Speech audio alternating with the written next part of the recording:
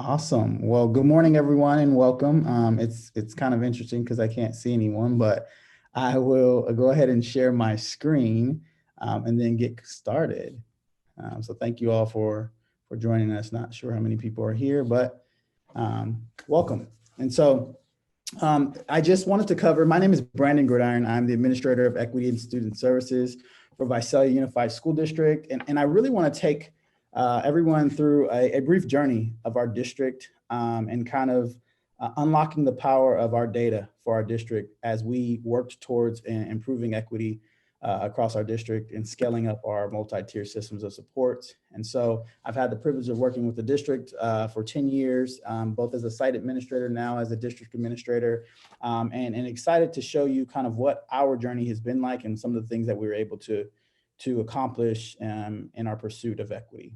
And so our district is a very large district, 29, it's actually different than this, 29,000 students and counting, and over 41 schools. And so we have a large district and various different departments in relation to really what we do in supporting our students. And so our journey is very unique. And it started really with me as a site administrator. Along the way, as we were looking at supporting our students, we really noticed, or I really noticed some things with our team at one specific site. And this was the first time I really understood the term of living on the wrong side of the tracks. And so with that respect, it was really, how are we going to improve our systems of support for our students? And so we had old school ways, and we really wanted to modernize the way in which we looked at data and how we utilized our data across our district, and really specifically starting at our sites. And what I noticed is there were very many inequities because of the inconsistencies. And so what we had to look at is, how are we going to become more efficient? Because we were really inefficient in what we were doing. There's multiple data places you can gather data, different ways the data was entered, and it was all inconsistent across the board. And it was very ineffective. We weren't really targeted in regards to where we were setting our goals. We were missing the target in many areas just because how things were done at one site were different at another site. And even sometimes different within the same site. And so what we really had to look at is our processes. How are we going to do this in a more effective way? And all of that inconsistency and ineffective and inefficiency was creating inequity. There were many kids who were missing the mark, or we were just missing the mark, and making sure that we were able to identify and support our students and staff and our families early. And so what we really wanted to do is be more effective, be more efficient, ensure equity, provide consistency in our processes, and ultimately a level of accountability and transparency in what we do across our district. And so what we begin to do, and this is the final product, what we begin to do is we developed our own, what we call Student Intervention and Support System, which is a dashboard for how we provide supports. And so these dashboards are not only available at the district level, but these dashboards are available at the site level. And so we worked with some of our programmers within our district, and we've worked on this for probably about 6 to 7 years. And so we've just refined and retweaked what you see here in order for us to be able to have data really quickly. And it really revolutionized the way we were able to support our kids across our district and allow us to have one system that stores all of our data and one process for how we enter the data and how we look at the data. And so what we always talk about is looking at data with precision. We want to know the who, what, why, when, and where things are happening. So that way we can be responsive and effective and provide equity across our district. So the first thing that we started developing was our behavior dashboard. And I'm going to show you and walk you through just some of the pieces of that behavior dashboard. But the behavior dashboard really allowed us to look at data in different ways. And you'll see that I blocked out some student names, but it allowed us to drill down. And so this is from a district view. I can look at classroom managed, what we call minor and major, but classroom managed and office managed behaviors across our district. You'll see that I can look at recidivism rates. I can look at the rates of incidents and incidents across sites, both classroom managed and office managed. And this was important for us at the district level because it had targeted where we would provide support to sites based on their frequency of incidents or their rates of incidents or their recidivism rates and students getting involved. So this is just a subset of data for this year, but we have this data set by just changing the year to look at data live as it's entered into our system.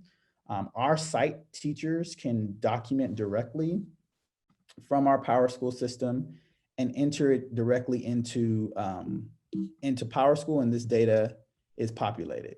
And so we really look at this consistently. Our sites look at this consistently to be able to drill down. So as we even go forward, we drill down further. I can look at behavior, the types of behavior we need to address, whether it's classroom managed incidents or office managed, and the students who are involved. So you'll see here it says tops offenders. Typically on the left-hand side, you'll see a list of names, and we can change the range of how many students we want to look at. But then we also able to drill down. So if I click on any of these tabs, they will drill down to the exact number of students and who actually is involved in those incidents. And then one thing you'll note here that we included a couple years ago, let me go back, is our incident by disproportionality. So we can really look at demographic groups and identify, for the purposes of driving around equity, the disproportionality that is represented in relation to our student groups. And then here's by month. So we can begin to look at trends and patterns. And as you notice at the top, it's the who, what, where, when, and why, that concept that we follow. And then times of days, days of weeks, and then who are our reporters. So where do we need to provide support to teachers? And whether it's in the classroom, on the playground, so we can target our interventions to be more effective and making sure we're addressing the needs across our district and across our sites. And then why, and then the actions associated. So we really look at, we utilize a type of behavioral framework if we're really understanding the motivation behind student behavior. So that way we can drive, the antecedents and being able to be effective and understanding why students or behaviors occur across our district. And then I'm going to show you a couple more pieces, and then I guess I can answer some of the questions that are popping up. Is our high school academic dashboard, and you'll notice that we have a middle school academic dashboard and an elementary one being developed as well. But this allows us to see some of the same pieces: passing grades, GPAs by site, by student. All of these are drilled down, so I can click on the data and identify students and who they are and where they are. I can also look at the same subset of data that I showed you earlier with regards to demographic, disproportionality, location, time, and in regards to subject matter, and even drilling down to specific assignments. So all of these dashboards are created for our teachers as well. Our teachers have the ability to look at this exact data just for their students and then drill it down by assignment. And so it'll show a breakup of kind of the red, yellow, green by assignment to see how many kids failed, how many kids passed, and then be able to target their support and interventions across the way. And then one other thing that we created, which is really powerful for us, we implemented we introduced this year, our last spring, is our strength and needs indicator. So this was kind of our way of how do we identify kids before they have issues or before their challenges arise or before teachers need concerns. A big thing with equity is contingent on people knowing or being able to identify what you need. And that's really what we don't want to happen. We want us to be able to have early indicators. So that way it's not contingent on saying, oh, this kid finally needs something. No, we have warning signs and systems to be able to tell us like when an SST needs to be prompted or when do we need to trigger a pre-SST. And there are some strength and needs indicators that allow us to do that. And so this demographic data will break it up for us by site again. And so you'll see at the bottom, the red, yellow, and green kind of tell us where sites are more proficient, where sites are higher needs, and really for us to be able to target our site. The site here with the most red is fitting because it's our community day school.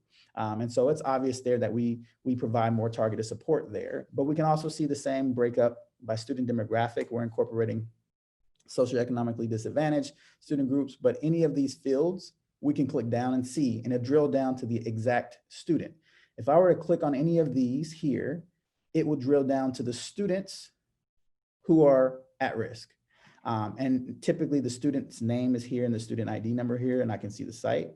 But once I get here, I know what students we need to specifically target our focus on. So across our district, we want to make sure that all these kids are receiving some type of support. At the site level, they'll just have their list of their students. But if I were to click on a student's name, it would drill down to tell me their strength and needs. So we can see exactly where they should be receiving support. There are high needs in these specific areas. This is what we should target. Typically what we see traditionally with interventions for students is the interventions are often predicated on behavior. So, hey, you guys, this student has a behavior challenge and we provide all this support and behavior, but we don't really look at all of the other factors that contribute to the student's behavior. It really doesn't, it really doesn't target or the whole child approach. And so what we see is we provide an intervention behaviorally, and we may see some changes in that student's behavior, but when the student goes back to class and begins to have some academic challenges and the academic instruction becomes more rigorous, they then revert back to the old behavior because it was also an academic challenge. And so it really allows us to focus on the whole child, or it could have been a social emotional challenge. And so we're incorporating our social emotional components to be a part of this data. So that way we can see, are we addressing the needs of the whole child to truly be effective and meeting that child's needs and truly to provide equity and providing the support and access to the opportunities that they need to be successful. And you'll see at the top, there's a previous year score. So that allows us to have a point scale, which really puts it in the red, yellow, or green for a student. And so we can really early identify kids who need support. And then we develop interventions. And so you'll see we can track all the intervention plans across our districts, the rates of interventions for sites. You'll see that, which is good for us to see, is that Creekside, or the school, our community day school, was one of our high risk ratios for high student needs, but you also see a higher intervention rate, which is good. So we want to see more kids having interventions at that school. And that's really kind of what we look at across the board. And we can look at that for all of our students, but sites can look at the same thing. When sites look at it, they'll look at it by student group as well. So we can see that our 8th graders across our district are having more interventions for our students. That hopefully should match our behavior data to say that there are more rates of incidents for 8th grade students. You can see that our preschool kids are having incidents or interventions as well, which is great for us. And then we can see who's providing the incident or the intervention, and what demographic group is receiving intervention. So if we see one demographic group disproportionate in one area, behavior or academics, we should see that demographic group disproportionate in the area of interventions. And what I mean by disproportionate is they should be overrepresented in that particular area because they should be receiving more interventions. And so what we try and do is really look at those things so we can make sure we're being effective. And then we can kind of see what areas the concern is, whether it's behavioral, social, emotional, academics, or attendance related. Another factor is our intervention plan. So when we put intervention plans, this is an intervention plan chart for a student. And so we can see that this school has put all these intervention plans in place. And this is what the intervention plan looks like. So how simple it is for people to complete an intervention plan and be able to have that monitoring system for support. And then we built this chart inside the intervention plan. So we can kind of see the pre and post intervention data. So, just hypothetically, anything that turns green, that means we've improved in that area. So then we can have that evidence and that data for our teams when we're having SST meetings, our pre-SST meetings, to see if we're making improvements. Anything that's in red, that means it decreased or it was worse. And so we need to focus on that. And anything that was in yellow mean it would stay the same. There's nothing yellow here. But you can see that there's a suspension frequency. So days between suspensions, and it's an average. So between pre-intervention and post-intervention. And then also the types of services. So this is all in that chart. We can see the types of services, how many times they received intervention, how many times they were checked in, and what the logs were. one piece that allows us to identify what types of interventions is what we call a SIM. And it allows us to do a kind of how should I say, intervention priorities. And so anything in the green would tell us, hey, you should try this intervention. And it gives us a description of what that intervention would be. And so teams can go through, if they're not sure what types of interventions they should do, here are a list of options you have, and you can use this rating scale to really determine what intervention you should use. And so this particular student, which is my son, he's not on an intervention, but I used him for the purposes of this webinar. He would need a positive peer reporting type of system. And so we try that intervention, put that in the intervention plan, and monitor the progress. And this is how it looks out when we actually put the data. You'll see that this particular area is highest, so that would be the area we would provide interventions. And sometimes there may be multiple options. And so lastly, just as kind of, we're wrapping up, and I have a few more minutes, I believe, but we're in development in some particular areas. There are things that we're actually working on. We're super excited about them.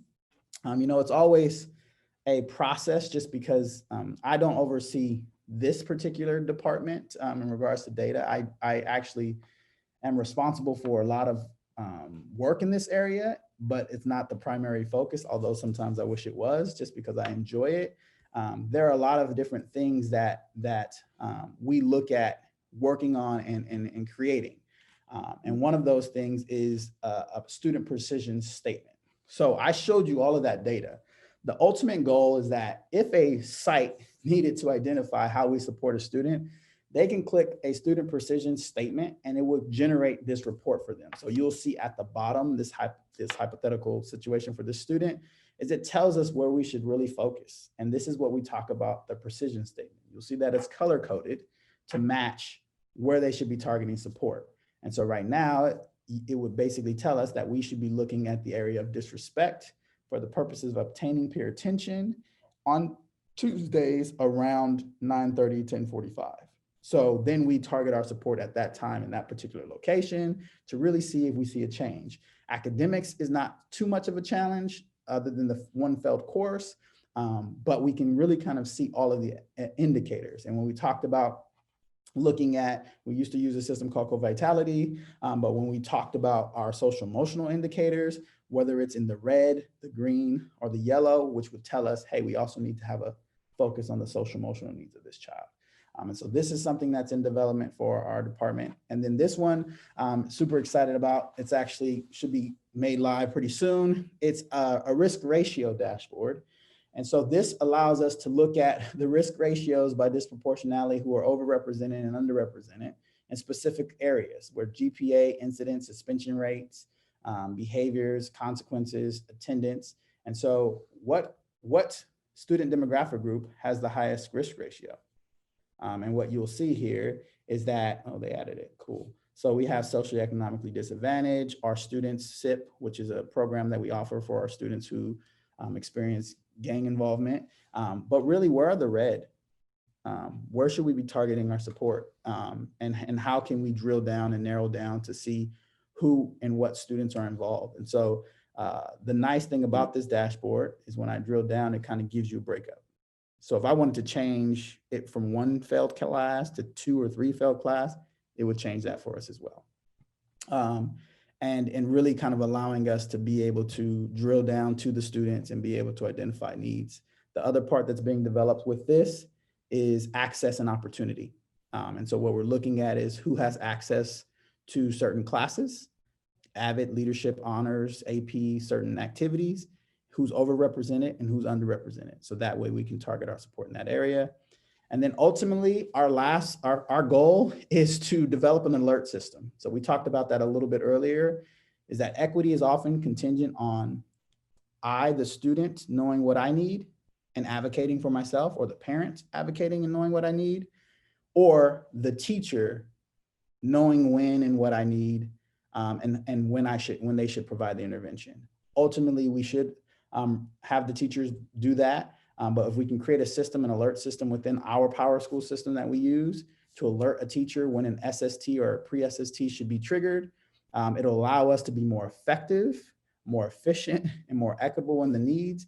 And ultimately, if we can get to the point of creating a version of the California dashboard for each individual student, where our indicators tell us when a student is progressing, moving towards the blue, or regressing and we're going backwards towards the red. That will allow us to be a true type of warning system and indicator to let us know, hey, you have kids who are moving and you need to do something about it. And so that is all of what I am covering. I want to open it up, and I don't know how we do this. If there's questions or anything, Matthew, is there any way that we would do that? Yes, so Brandon, a lot of questions have come in about what platform was built or what platform was used to build these dashboards and then how they were built. Gotcha. So yeah, I wish I can tell you the exact platforms that were used, and I can get that information for you. And if you guys have questions, you can email me. But so it was an interesting process. We've had meetings for scaling up our tiered intervention support systems in our district. And that, like I said, started about 7 years ago. And our team really wanted to say, how can we create one system where when teachers enter incidents into our system, it goes directly to administrators and it goes directly into our Power School system. That's where it started. We just wanted our teachers to not have to write a paper referral, and then us as administrators take the referral and have to enter it into the system. And so we found a programmer, his name is James Sack, actually. We found a programmer in our district who was able to create that system for us. And as a result of that, all of the rest of this was created. So I would come up with a lot of these ideas in relation to, hey, can we do this? Can we have this? Can we create this? Can we create this? He would find the different systems, and most of these systems that he found are free. They didn't cost us anything. We just needed an exceptional programmer like him to be able to create these for us. And so he was able to create all of these different programs in over 7 years again. So it took a long time for us to be able to have the capability to do this. In regards to the exact systems that were used, you can definitely email me and I can get that information, or we can get it out some way to the group to see what platforms he used. But I believe he said they were all free things that he found on Google and different places, or whatever he found on different places to create these things. So a few more questions from the question and answer. What was the driving force for intervention due to behavior issues? So the driving force behind all of this was as a result of so as a district, we implemented for years, and we continue to do, it's just called Student Intervention Support System, the framework of PBIS. And so the framework of PBIS across our district was implemented to support positive behavior intervention supports. But our school site team never looked at it that way. We always looked at it through the model of RTI, our response to intervention. And we knew that we had to respond to intervention in the areas of academics, behavior, attendance, and social emotional needs. It couldn't just be behavioral. Behavior was an outward expression of a greater need. It was something else that was spiraling or creating an issue for the student. And so that's really what it was prompted. We started, like I said, with just the behavior dashboard, but we recognized that we were missing the mark. We were addressing behavioral needs, but not meeting academic or social emotional needs. And so kids, like I said, who were struggling with behavior because they couldn't read, were never getting the academic interventions because we were just looking at the behavior. But we had to really look at, oh man, this young man or young woman has been struggling with reading for the last 3 or 4 or 5 years, or they've been struggling with some social emotional factor due to home situations, or not attending school, or not being connected to school, that we need to address. And so we needed some type of system to have an early warning indicator to tell us that, because we didn't want it to compound itself where those issues became more problematic and they were harder to address. So although it did start with behavior, it didn't start with behavior in the sense of defiance and disrespect and fighting. It started in the behavior of that being an indicator of a need. The child has a need, an expression of something. Great, thank you. So just a couple more questions from the Q&A here. So how are interventions selected to implement at Visalia? Are they evidence-based? She says she's asking to explore as a resource. Yeah, so they are evidence-based. So we have a team, a behavioral team. Very many of us, we have a director of social emotional wellness, Ben Dillon, who's been doing a lot of this work in relation to building our teams across the district for several years, in support with our coordinator of social emotional wellness, Dr. Arias. And I mean, there's a team of us, and we utilize really the resources that our school psychologists have worked for many years in developing. We actually created a website. If you go to the Visalia Unified School District and you look under departments, you'll see the Department of Equity and Student Services. And in that department, you'll see a great deal of evidence-based resources. But that's where we generate. Everything we do is, all the resources are evidence-based.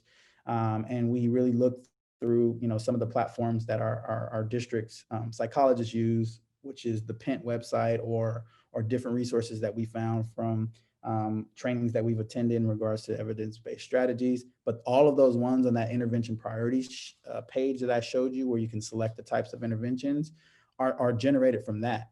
Those questions are generated from those resources to identify what types of interventions are effective. And so we only ask our teams, our site teams, to develop menus or interventions that are evidence-based and research-based. And we really try and create a menu. We don't want them doing 15 different types of interventions. We want them doing evidence-based, research-based, effective interventions. And then once they truly are not effective, or our student has exhausted their interventions, we then know the next steps, because we don't want to prolong trying 30 interventions and just setting up the kid for failure, because we want to keep trying. We want to try different ways and more effective ways to meet our students' needs. And so I think you mentioned, Brandon, that you were going to offer your email address to folks who wanted some more information. There have been quite a few questions about getting more information about this framework and about this program you're using. So is that something you'd be willing to share? Yep, I just put it in the chat. And let me stop sharing my screen really quickly, because I can share with you our department website too, because that will give you some information.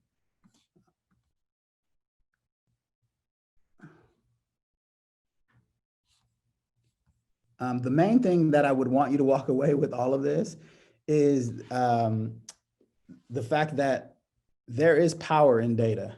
That was the title of this little brief session, is the power in data and our journey to unlocking the power of data. And I believe, obviously, you all know that. But I think so often many people fail to realize that in order for us to truly achieve equity, we have to do things that are consistent, that are efficient, and that are effective. If we wait so long to provide a kid interventions, habits are built, patterns of behaviors are built that are so difficult to break. And all we need is a way to efficiently and effectively identify when a kid needs something. I was a kid, and the passion behind all of this work comes from the fact that I was a kid that was probably in all the reds.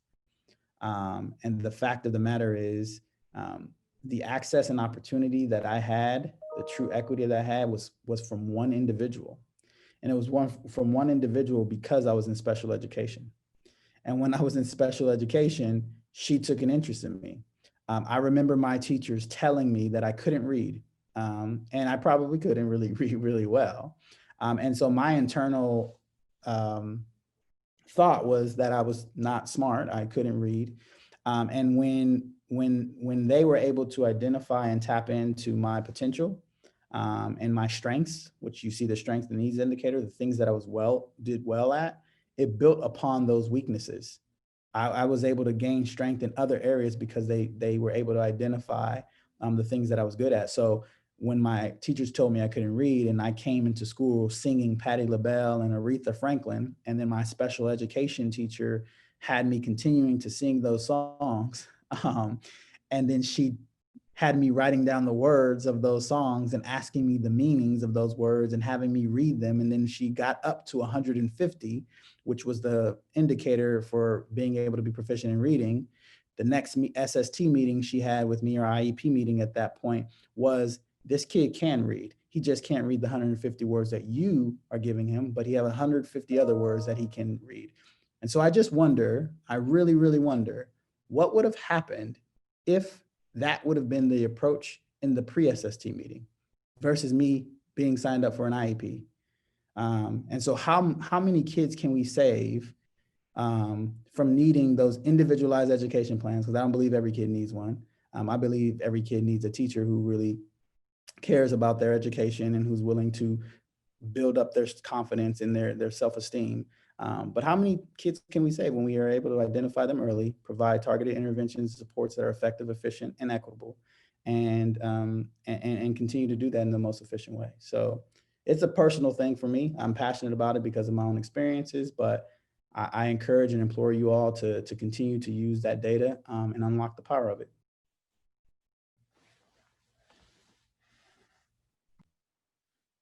Well, that's fantastic, Brandon. Thank you very much for doing this presentation this morning. That was great information. Seems like everybody is really excited about your presentation there. The chat is going crazy over here. So again, thank you very much. Any other questions that you'd like Brandon to answer while we're here? We still got another 20 minutes or so. So if you'd like to ask any more questions or get some more details on anything.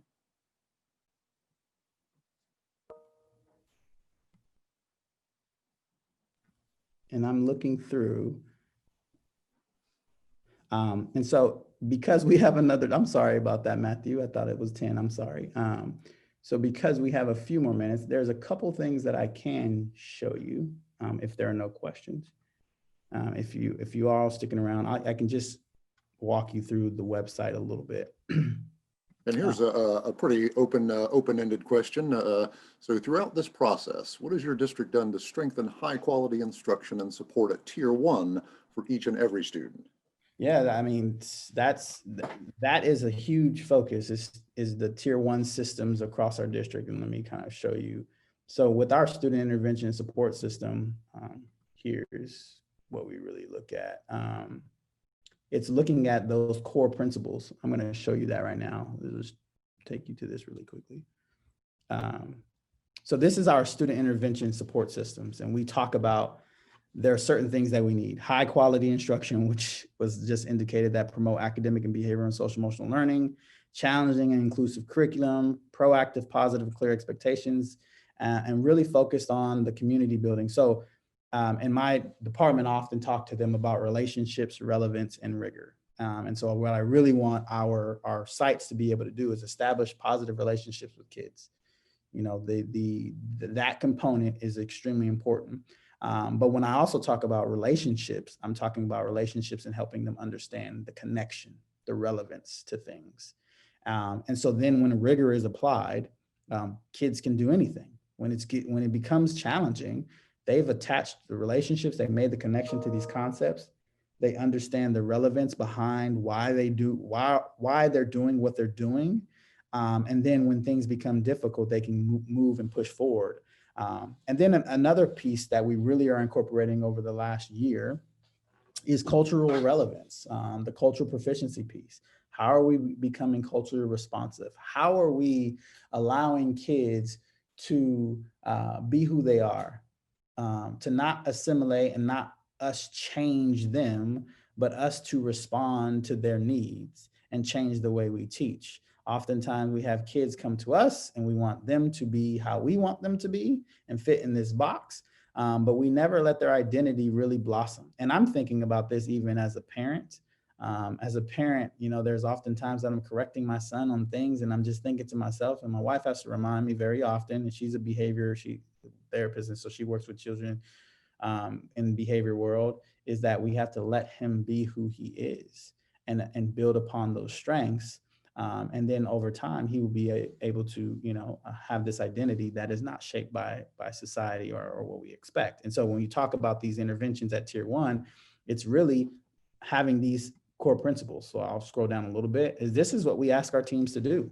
And we want to be transparent. This website is public. Everyone should see it. So I want all of our teachers to be aware. I want all of our everyone to know that there are systems at Tier 1, Tier 2, and Tier 3 that we expect our sites to be doing. So when you go to your school site, as a parent, you should be able to ask who's on your team, or how do you guys have teams? Because these are things.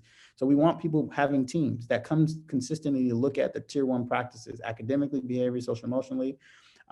We want those meetings to be scheduled at least monthly. We want you to define your behavioral expectations and teach them, and explicitly teach them, to make sure that our kids are aware of what's being asked in the realm of academics, behavior, and everything. We want you to acknowledge student behavior. We want you to acknowledge parent behavior, staff behavior. We want you, and we do this naturally. As a district, as schools, we do this naturally, but typically they come from grades. Well, not everybody's going to get a 4.0, and not everybody's going to have a 3.8, and not everybody's going to be honors and high honors. So how are we acknowledging kids' effort? How are we acknowledging the things that everyone can do to come to school every day? And even when they can't come to school, to improve their attendance. Yeah, I couldn't come to school every day, but last month I had 80%, this month I had 90%. Like, how are we acknowledging efforts? Because then in that moment, you're reinforcing and teaching. The same thing for our teachers. We have to celebrate and acknowledge what they're doing, the connections that they're making with kids. We used to have, when I was at a site, have our kids nominate teachers of the month, because we wanted our teachers to be recognized. So this wasn't exclusive to just students. The impact of what we do across our district has to be focused on supporting students, staff, and families. In order for us to be effective in meeting our student needs, we have to support the people who are working with our students, which are the staff and the families. And so if I'm sitting here working with a kid and I'm using, all of these negative connotations about, you got to do this, you should have a job, you should have went to college, or these types of things, but their parents didn't go to college and don't have a job, what are they taking away from that? And so how do we flip our focus and really focus on the assets and the strengths that each of our kids have? And then how do we establish a system? It says a consequence system. And oftentimes when people think of consequences, they think of punishment. And when we talk about consequences, we talk about what is expected or what happens as a result of something else. If a kid fails a class, well, what is the consequence? That doesn't mean they're punished. That means they may be receiving additional support. That may be meaning they're pulled out and having a conversation about how they can bring up their grades. We may have a pre-SST. We may have a meeting with parents. And how do we analyze that data? Well, we have to look at whether what we're doing is effective. And so that's our tier one system in essence. And then tier two and tier three is just built upon that. Once we identify kids who are not responding to those tier one issues, or there are tier one expectations, then we use those data systems, all that stuff that I showed you, to identify who needs tier two support. And then if tier two support is not working, that doesn't mean we stop tier one support, but if tier two support isn't working, then that's where we prompt an SST. Tier two for us is a pre-SST. This is what we do. We drive a pre-SST. This young man or this young woman needs support, so we have a pre-SST. And then tier three is an SST. And then at that point, there's no tier four. It really looks at, okay, what do we need to change? What adjustments need to be made? Whether there's a change of placement, whether there's additional services, whether there's elevated level of services, but it's still focused on meeting that child's needs. So that's really kind of how we built out our system. And the reason we call it our student intervention and support system, because like anything that becomes marketable and branded, it gets knocked down. So this is definitely a model after PBIS, positive intervention and supports. I cannot not say that. This is that model. It's a model after RTI. It's a model after all of these different things. But we call it our student intervention support system because you can't knock that down because it's not becoming marketable. Maybe it will, but hopefully it doesn't, because it's about student needs. And so when people ask, where'd you get this from? We've taken this from a lot of different things, RTI, PBS, and all of the different things across our district, because we are focused on student intervention and supports. And so this is our framework that we built out. And if you look here, you can kind of see tier one resources across our district and really what we, how we train and support our sites.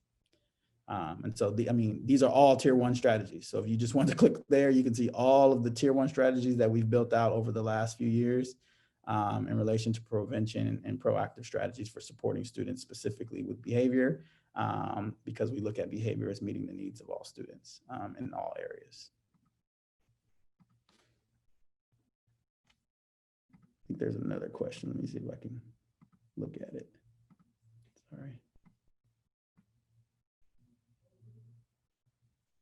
I can't see that other question, Matthew, because I'm in the screen share. Is there another question? There's two more questions, it looks like. Yep, let me see here. So what do you suggest if your school does not have a solid RTI or three-tiered intervention program? A lot of students that struggle are recommended for special education assessment as a result. Yeah, and that's where you really got to build that system into place. So if you're not ready for all of this, which is understandable, what is your way of identifying kids early? So entrance, we call it entrance and exit criteria. So so if you have you have your expectations. So if I go back to tier one, so you have your expectations or what you expect all kids to do. How do you determine when kids are not meeting those expectations? Obviously, we can say academics. You know, if a kid's failing a class, they have an F or a D, right? That's an early indicator, but they've already failed the class, so that may be too late, right? You may be able to say, hey, kids are not, you know, if they're teetering on it, if they have a D, we're going to early check in with them, or if their attendance percentage is at 70%, we're going to identify who those kids are. It's simply where we started was with Excel spreadsheets. So when I was a learning director and a school counselor many years ago at a site, I started with an Excel spreadsheet. I used Excel spreadsheet to identify all of our kids who had below a D, at a D or an F at current data. So it wasn't the end of the close of the marking period, or I didn't wait to grades. And I did a 3 to 6 week check every 3 and 6 weeks. First, I started with the 3 week check to identify who those students were.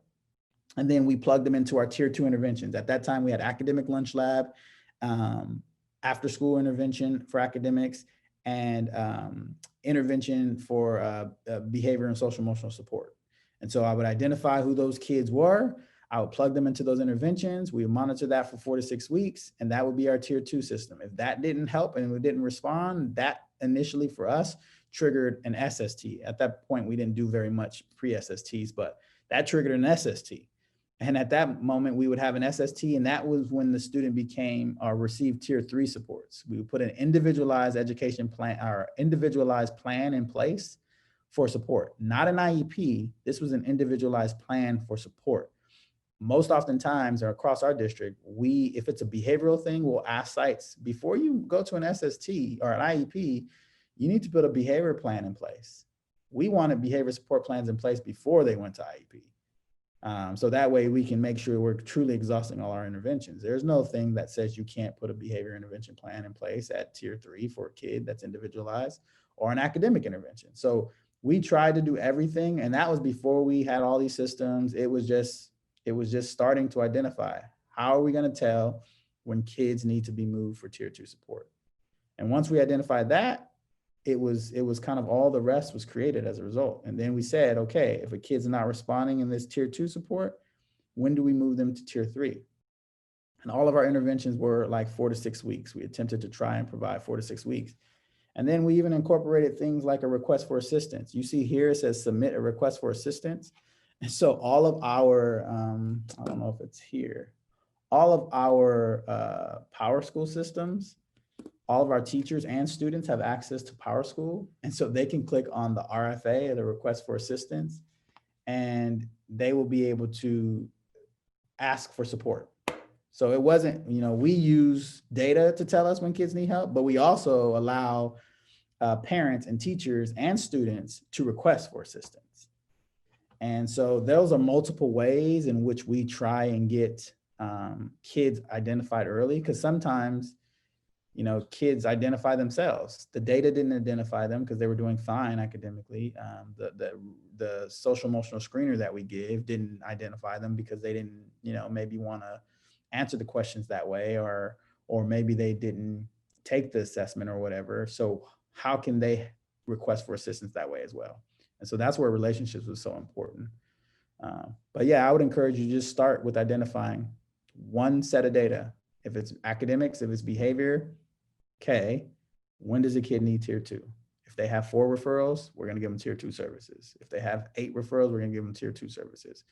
And make sure that the number is manageable. Because remember, if you don't know, for tiered systems of support, tier 1 is 80%.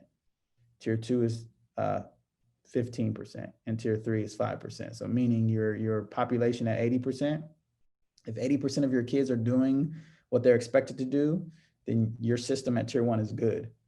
If your system is, less than 80% are doing what you're expecting them to do, then that's where you start. What tier 1 change needs to be made? And then you can backwards map from there. If you have data that suggests, how we did it with that behavior is we looked at all of the kids in our school system who had behavioral incidents. Where did 80% lie? And what we realized is that 80% of our students was 0 to 1. So that was our criteria for tier 1. Anybody who had 2 or more would be tier 2. So if you had 2 or more major incidents or office managed incidents, as we call them, you would be receiving tier 2 supports. And that was where our threshold lied. And then anything beyond 7 would be tier 3. That was just for behavior.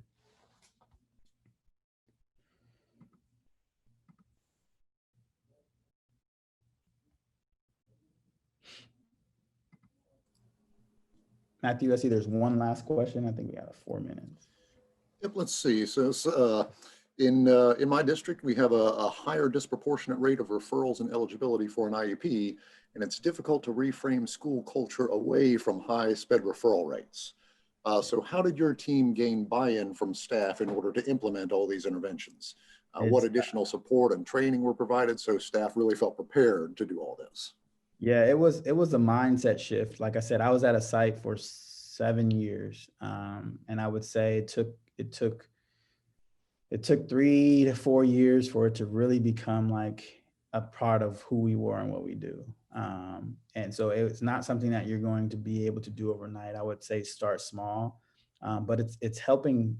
It's having your teachers and your team be a part of the process. Acknowledging like the things that they're doing, like for our teachers, I would always say like, man, this is like this PLC concept is amazing, like because they were all raving about PLC and RTI. So I just stole that, like, man, that PLC work you guys are doing is amazing. Can you show me how that works? And then they would show me, well, yeah, this, what do we expect our students to be able to do? And how will we know when they got there and how we responding? And I'm like, oh man, that's amazing. Like, I wonder how we can do that as a district, like as a site, like how can we build this PLC concept as a site? Like, and then I would start like, so what do you, like as a site, what do we expect our students to be able to do? Like, well, we expect them to, and then that's when the acronym came in. We expect them to show pride. We want them to be prepared. We want them to be respectful. We want them to have integrity, determination, and excellence. Oh man, okay. So what would that look like? Well, prepared would mean they would have the materials, they would come to school, and that's where we started. And we went through that acronym. So I had all of the school develop an acronym that told us what we would want for our students, and then every department, our custodial staff, our secretaries, our cafeteria staff, they described what those words looked like in their respective locations. That's where we started. And once they developed that, then it was easy for us to say, how will we know when they do it? Because we clearly articulated what it looked like. And then how we will respond when they don't. So we had to identify, well, what are our supportive services when they don't? Well, kids should be going after school for intervention, and they should have academic. Okay, what type of interventions can we provide, and what criteria should tell? Like, it was almost, I knew where I was going, but it was almost kind of not tricking them, but getting them to say it, getting them to develop it. I wanted to sincerely thank you again. That was a great presentation. I've got your email and information. You may be sorry you gave that out. It looks like a lot of folks are really interested in what you have to say. So you may be getting a full inbox here in the next day or two. But again, thank you, Brandon. Thank you, all of the participants. And hopefully we will see you all at the next session. Thank you all very much. And thank you, everyone. Have a great day.